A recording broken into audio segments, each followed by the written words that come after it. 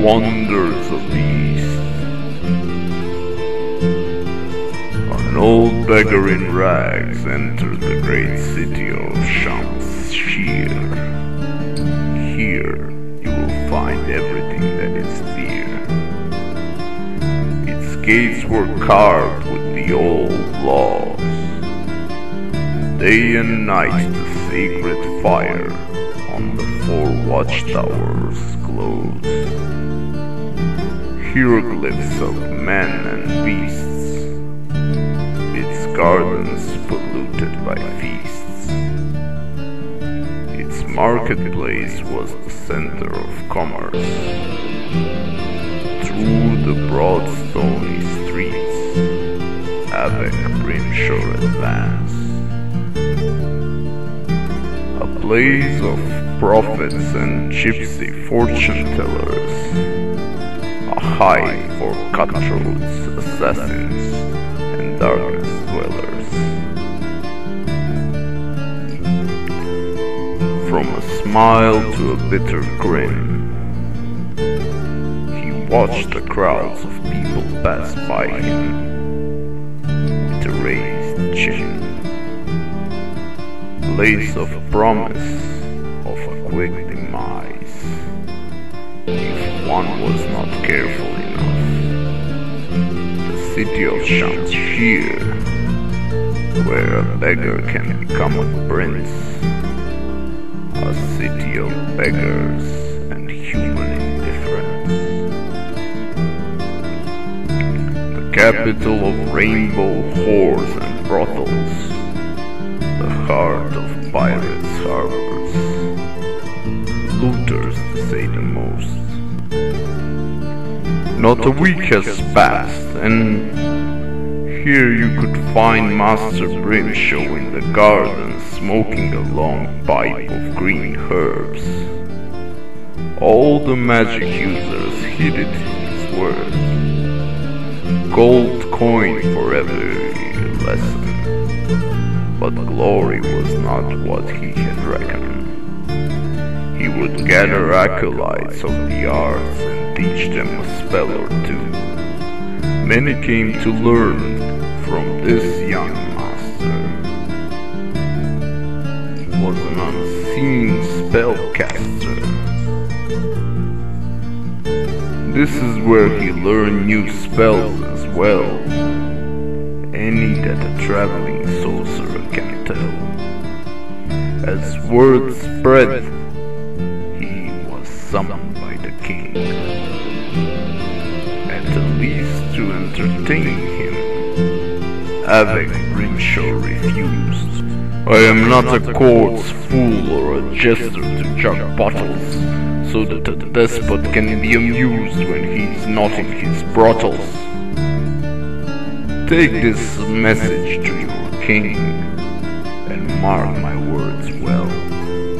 Avek Brimshore has no master, and never shall. This, of course, did not bid him well with the king, so he gave an order to trial and imprisoned him. This nuisance spoiled Brimshore's haven, for he torched the king's guards like matchsticks where they stood, and took his work underground, where he will never be misunderstood. Deep in the catacombs beneath the city, he gathered his companions into a guild. To his power all the magicians yield, for none could ever have the power that he wielded. And the guild was named the Crimson Council. All counselors, dark magic masters, all the acolytes, demon blood bastards, all the followers, crafty firecasters.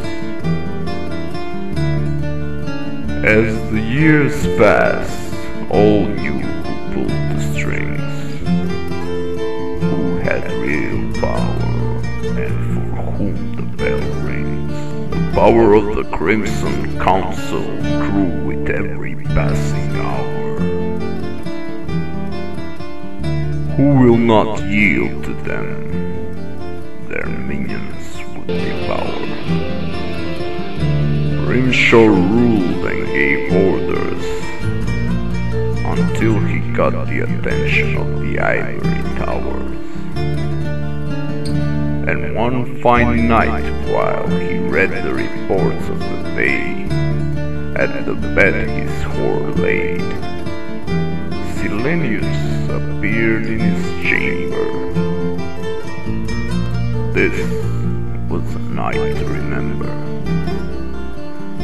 I knew you would stray from the way, that the world will change you to a dark lord, dwelling in the dark of old. Now you have become what magic is there to fight with, a personification of evil. You misuse your power. Now man dies or lives by your order and word, and I have come to take you down to hell where you belong. Silenius was powerful and wise, but not even an archmage could be above Brimshore's grace. You were my stepfather, now you want to be my executioner? Who made you death dealer or life bringer? Or did you raise me so you can claim my powers? Why did you save me from that cave? Did you think that I would stay at the towers as your slave? Did you not raise me for your own gain? Now that you saw you cannot control me, you could be the death of me. But as Brimshore shouted at Silenius, he was weaving a powerful spell that was supposed to be a dead blow. Casting takes time to evolve a spell. He thought that Avek would fight him by magic, but he forgot the swiftness that the young man possesses. For Brimshore took out his sword and threw it with unnatural speed, and it struck home straight through the old man's heart and ignited thereafter, burning the body. But as soon as this was done, the spell was released, and the staff given to Avek for a present turned into a long snake and bit him on the neck. Any lesser man would not withstand the poison. Brimshore ripped the snake to pieces with his bare hands, chopping her head off dead. And the snake rings on his hands turned to dust. So this was in store for me. For long at must. Your plans will fail. I am no dog to be slain. Then the medallion of a wolf began to choke his chest. He could not breathe. His hands and legs were immobilized by his braces, and so were his feet. He bit the chain with his vampire teeth and snapped it in two. The medallion fell and crashed into pieces on the floor, like made of glass. His fingers turned to small, slick snakes and unlocked his braces, and they shattered in the air. Alas, he was free from a death prepared to be his end, before he began to live. Then the girl in his room awoke and asked him about the noise.